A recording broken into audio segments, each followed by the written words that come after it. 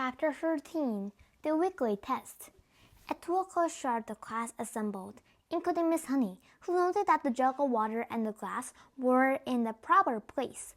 Then she took up a position standing right at the back. Everyone waited. Suddenly emerged a gigantic figure of the headmistress in her belted smoke and green breeches. "Good afternoon, children," she barked. "Good afternoon, Miss Trunchbull," they chirped. The headmistress stood before the class, legs apart, hands on hips, glaring at the small boys and girls who sat nervously at their desks in front of her.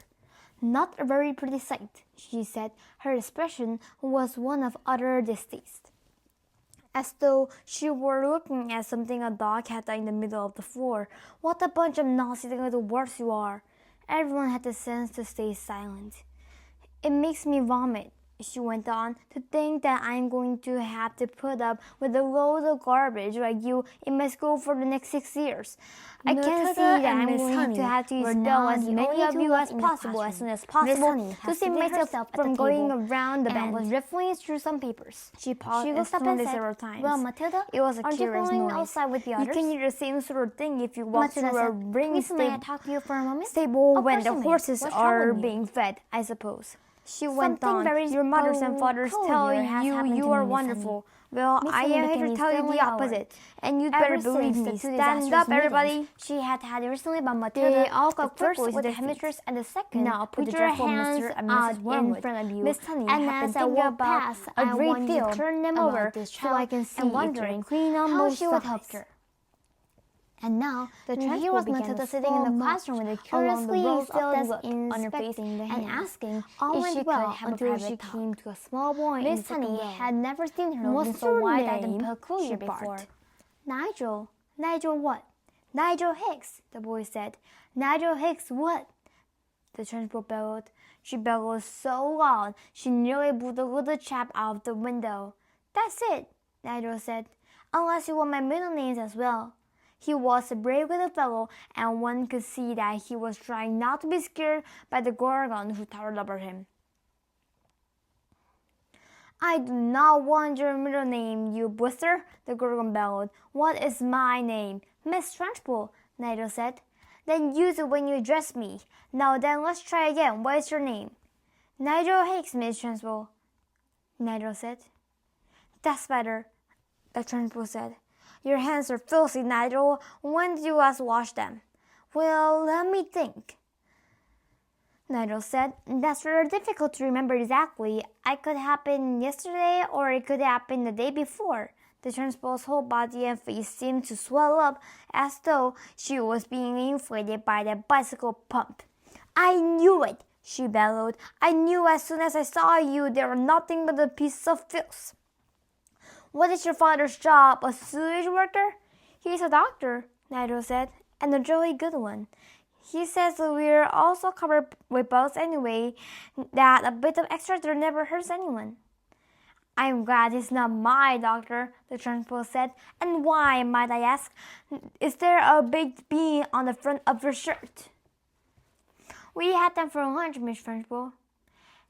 "And do you usually put your lunch on the front of your t-shirt, Nigel? Is that what this famous doctor father of yours has taught you to do?" "Baked beans are hard to eat, Miss Trunchbull. They kept falling on my fork." "You are disgusting," the Trunchbull bellowed. "You are a walking germ factory. I don't wish to see any more of you today. Go and stand in the corner on one leg with your face to the wall." "But, Miss Trunchbull—" "Don't argue with me, boy, or I'll make you stand on your head. Now do as you're told." Nigel went. "Now stay where you are, boy, while I test you on your spelling to see if you have learned anything at all this past week. And don't turn around when you talk to me. Keep your nasty little face to the wall. Now then, spell right." "Which one?" Nigel asked. "The thing you do with the pen or the one that means the opposite of wrong?" He happened to be an unusually bright child, and his mother had worked hard with him at home on spelling and reading. "The one with the pen, you little fool." Nigel spelled it correctly, with surprise to Trunchbull. She thought she had given him a very tricky word, one that he wouldn't have yet learned, and she was pleased that he had succeeded. Then Nigel said, still balancing on one leg and facing the wall, Miss Honey taught us how to spell a new very long word yesterday. And what word was that? The Trunchbull asked softly. The softer her voice became, the greater the danger, but Nigel wasn't to notice. Difficulty, Nigel said. Everyone in the class can spell difficulty now. What nonsense, the Trunchbull said. You're not supposed to learn long words like that until you're at least grade 8 or 9. And don't try to tell me everybody in the class can spell that word. You're lying to me, Nigel. Test someone, Nigel said, taking an awful chance. Test anyone you like. The Trunchbull's dangerous, glittering eyes rolled around the classroom. You, she said, pointing at a tiny and rather dazzled little girl named Prudence. Spell difficulty. Amazingly, Prudence spelled it correctly and without a moment's hesitation. The Trunchbull was properly taken back. She snorted. And I suppose Miss Honey wasted the whole of one lesson teaching you to spell that one single word. Oh no, she didn't, pipped Nigel. Miss Honey taught it to us in 3 minutes, so we'll never forget it. She teaches us lots of words in 3 minutes. And what exactly is this magic method, Miss Honey? Asked the headmistress. I'll show you, pipped the brave Nigel again, coming to Miss Honey's rescue. Can I put my other foot down and turn around, please, while I show you? You may do neither, snapped the Trunchbull. Stay as you were and show me just the same. All right, said Nigel, wobbling crazily on his one leg. Miss Honey gives us a little song about each word, and we all sing it together, and we learn to spell in no time. Would you like to hear the song about difficulty? I should be fascinated, the Trunchbull said in a voice dripping with sarcasm. Here it is, Nigel said. Mrs. C, Mrs. I, Mrs. FFI, Mrs. C, Mrs. U, Mrs. LTY. That spells difficulty. How perfectly ridiculous, snorted the Trunchbull. Why are all those women married? And anyway, you're not meant to teach poetry when you're teaching spelling. Cut it out in future, Miss Honey. But it does teach them some of the harder words wonderfully well, Miss Honey murmured. Don't argue with me, Miss Honey, the headmistress thundered. Just do as you are told. I shall now test the class on the multiplication tables to see if Miss Honey has taught you anything at all in that direction. The Trunchbull had returned to her place in front of the class, and her diabolical gaze was moving slowly along the rows of tiny pupils. You, she barked, pointing at a small boy called Rupert in the front row. Weighs 2 7ths. 16. Rupert answered with foolish abandon. The Trunchbull started advancing slow and soft-footed upon Rupert in the manner of a tigress stalking a small deer. Rupert suddenly became aware of the danger signals and quickly tried again. It's 18, he cried. 2 7ths are 18, not 16. You ignorant little slug, the Trunchbull bellowed. You witless weed, you empty-headed hamster, you stupid glob of glue. She had now stationed herself directly behind Rupert, and suddenly she extended a hand the size of a tennis racket and grabbed all the hair on Rupert's head in her fist. Rupert had a lot of golden-colored hair. His mother thought it was beautiful to behold and took a delight in allowing it to grow extra long. The Trunchbull has a dislike of long hair on boys, as she had for placed and big pigtails on girls, and she was about to show it. She took a firm grip on Rupert's long golden tresses with her giant hand, and then, by raising her muscular right arm, she lifted the helpless boy clean out of his chair and held him aloft. Rupert yelled. He twisted and squirmed and kicked the air and went in yelling like a stuck pig. And Miss Trunchbull bellowed, 2 7ths are 14, 2 7ths are 14, 2 7ths are 14. I'm not letting you go till you say it. From the back of the class, Miss Honey cried out, Miss Trunchbull, please let him down. You're hurting him. All his hair might come out. And well it might if he doesn't stop wriggling, snorted the Trunchbull. Keep still, you screaming worm. It really was quite an extraordinary sight to see this giant headmistress dangling the small boy high in the air, and the boy spinning and twisting like something on the end of a string and shaking his head off. Say it, bellowed the Trunchbull. Say 2 7ths are 14, 14, 14. Hurry up or I'll stop jerking you up and down, and then your hair will come out, and we will have enough of this stuff a sofa. Get on with it, boy. Say 2 seconds or 14 and I'll let you go. 2 seconds or 14, gasped Rupert, whereupon the trunchbull, true to her word, opened her hand and quite literally let him go. He was a long way off the ground when she released him, and he plummeted to earth and hit the floor and bounced like a football. Get up and stop whimpering, the trunchbull barked. Rupert got up and went back to the desk, massaging his scalp with both hands. The trunchbull returned to the front of the class. The children sat there hypnotized. None of them had seen anything quite like this before. It was splendid entertainment. It was better than a pantomime, but with one big difference. In this room, there was an enormous human bomb in front of them, which was liable to explode and blow someone to bits any moment. The children's eyes were riveted on the headmistress. I don't like small people, she was saying. Small people should never be seen by anybody. They should be kept out of sight in boxes like hairpins and buttons. I cannot for the life of me see why children have to take so long to grow up. I think they do it on purpose. Another extremely brave boy in the front row spoke up and said, But surely you were a small person once, Miss Trunchbull, weren't you? I was never a small person, she snapped.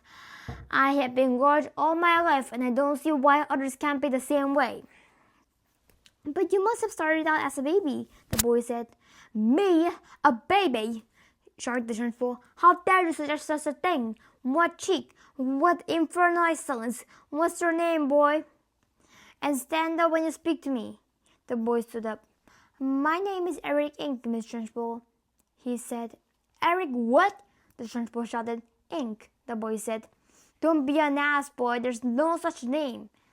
Look in the phone book, Eric said. You'll see my father there under ink. Very well, then, the Trunchbull said.